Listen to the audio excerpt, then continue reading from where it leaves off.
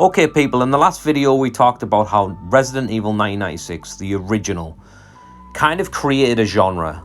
A lot of people will argue it, but I still stand by the fact that it's the most important horror game of all time.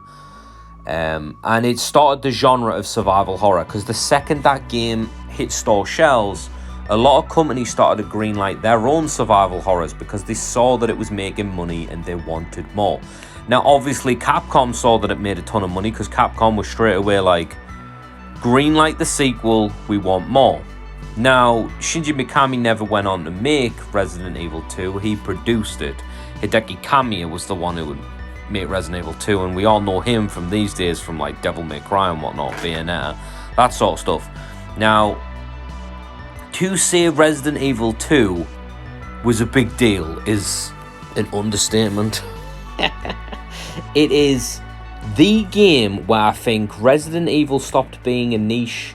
Like, some people knew it. If you had a PlayStation, it was like, you've played Resident Evil? Yeah, I've played Resident Evil. And the odd person would be like, I don't even know what that is. What the hell's Resident Evil? It sounds so silly. Like, what kind of name is Resident Evil? And I'm sure we all chuckled at it back in the day, but Resident Evil 2 hit store shelves. And I didn't know anyone who didn't want to play Resident Evil 2, who didn't know about Resident Evil 2. If you played PlayStation back then, if you had a games console, you knew Resident Evil 2. It was such a big deal. And it hit. It didn't like, it wasn't overhyped. It wasn't like we were all going, oh, Resident Evil 2's around the corner, Resident Evil 2's coming. It hit and it blew up. It got great reviews. It sold like crazy. Everybody loved it. It's, unless somebody had an issue with the way tank controls worked in these old survival horror games, I never met a soul that said Resident Evil 2 wasn't a great game. Now, I'm not going to sit here and argue with people who go on about tank controls where they're like, how can you play these games? Like, I get it. I get where you're coming from, that you don't like it. And I'm not going to try and convince you that you need to play it. But if you could get your head around the controls, the game was phenomenal. It is the game you point to when you want to point out, how do you do a sequel? How do you take the original concept? How do you take the original game and just make it better in every single way? So let's start off with the scenario that's Resident Evil 2. We're way more like Hollywood this time around. It's way more action-packed. It's not as like, I don't want to say it's less creepy, because I mean, as a kid, I still found Resident Evil 2 creepy. There's definitely a lot more weapons this time around, and there's a lot more violence, if you will, so it felt like you were actually fighting back more than running away. Even though in the original, you could still find enough bullets to take everything out. In this one, I felt like it was a little bit different. I don't know, I just felt like as long as you were smart about what you did, I felt like you had way too much ammo in this, and that's not a bad thing. I'm not sitting here going, oh, they needed to work on that item management. No, I'm not complaining about being able to destroy things. The puzzles were just as good, borderline the same. The environment was... honestly, the environment, I've got to give props to the environment, because who comes up with the idea that you take you take a museum and you turn it into a police station, and that's your setting? Now, I get it, you go into the sewers and you go into the lab and stuff like that, but like the initial setting of a police station that was originally a museum, like, the concept's nuts, but it makes the station way more iconic because of it. They added in new enemies. I see loads of people arguing. I'm not sure if I'd put it over the Hunter personally, but I see people arguing that Licker is way more like intimidating, way better design. I guess the design is really cool. It's like a skinned, like, humanoid dog brain tongue monster thing. It's the only way to describe that thing. It's so fucked. It is. Obviously, the characters are way more personal here. There is no difficulty setting like in the original, where if you played Chris, you want hard mode, and if you played Jill, it was easy. It's not like that here, and both characters have the same inventory slots. I know loads of people who used to complain about Chris only having 6 slots back in the day. Hell, people still do complain about that shit. I mean, you won't catch me being one of them. But people really can't stand the fact that Chris didn't start with a gun, and he didn't have the slots. And on this, you actually come across items that give you even more inventory slots. There's more weapons. The soundtrack's unreal. The graphics are way better. And I know some of you are going like, the graphics are way better. They're nothing to scream home about. You don't get it. The texture quality is awesome. The pre-rendered backgrounds are way more improved, way more detail. It's just, honestly, it's so good. It's hard to fault Resident Evil 2. The only fault I'll ever listen to when it comes to Resident Evil 2 is when people say, like, I can't get my head around the controls, because I can't convince you otherwise to get your head around them. But everything else, like, where's the faults? What, you don't like that it's improved control? You don't like the fact that it looks better? You don't like the fact that it's got an amazing soundtrack? You don't like the enemy designs? Like, what can you possibly say to fault this game?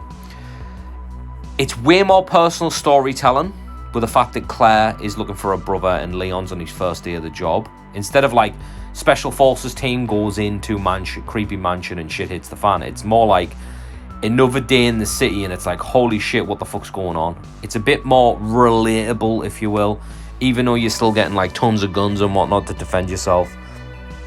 It's so good. The best way to describe it is it's like Resident Evil 1 is Alien and Resident Evil 2 was Aliens. Now, I definitely fit in the camp where I prefer Alien to Aliens.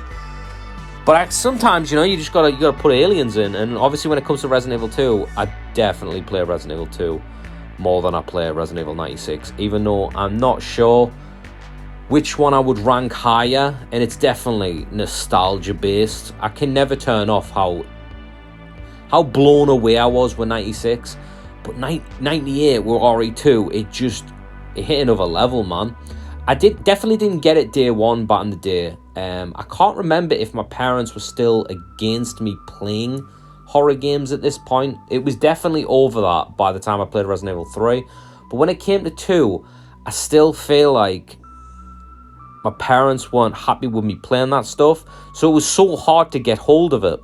What happened with me was one of my cousins, he had it, he played through it, he beat it, and he kind of just was like, I'm not going to do anything with it anytime soon. Do you want to borrow it? So my older brother was like, I'll borrow it. And he was like, take that disc as well, because obviously I don't want it. Funnily enough, that disc was Director's Cut. That was the first time I played Director's Cut too. Still have that disc. It didn't come with a case or anything. It was just a beat up, scratched up PS1 game. And it still works to this day. I can put it into PS1 and it still fucking works. It's a miracle. But enough about Resident Evil 1, we're talking about Resident Evil 2.